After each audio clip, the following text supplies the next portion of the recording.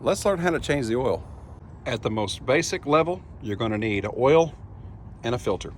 Now, I add Lucas Oil Stabilizer because my engine is north of 200,000 miles. You don't have to do that. Reality is, you can get by with just this right here.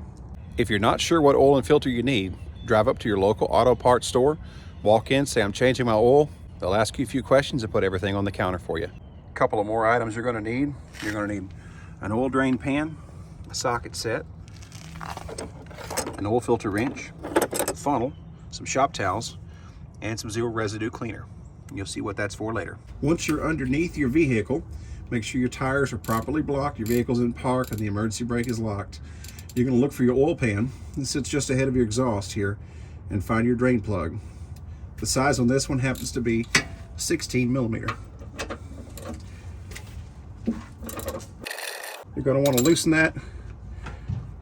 Drop the drain plug a little bit, but don't drop it in the pan because you'll have to go fishing for it.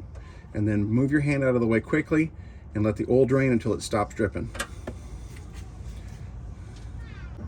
Now that we're nice and empty on the pan, we'll put our plug back in. Always start by hand. If you start it with a wrench, you're liable to cross thread it, and that's a bad day. Maybe a bad week. These oil drain plugs do have a spec, so you'll want to look that spec up and torque it to spec. Now, I torque mine just tight, but I do advise you to find your torque spec and torque it. Once our drain plug is in, we're going to move our drip pan to underneath the oil filter and then go up top and remove that and change it. You're going to want to turn this counterclockwise.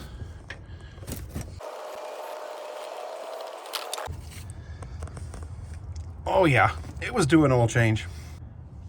When you go back with your new oil filter, put a little bead of brand new motor oil all around this O-ring right here. That'll help for a good seal.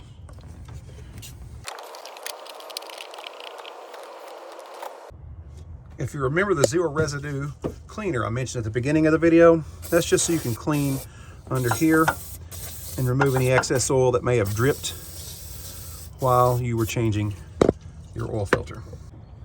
Now it is time to refill your engine. Make sure you look up the manufacturer specifications for how much motor oil your engine takes.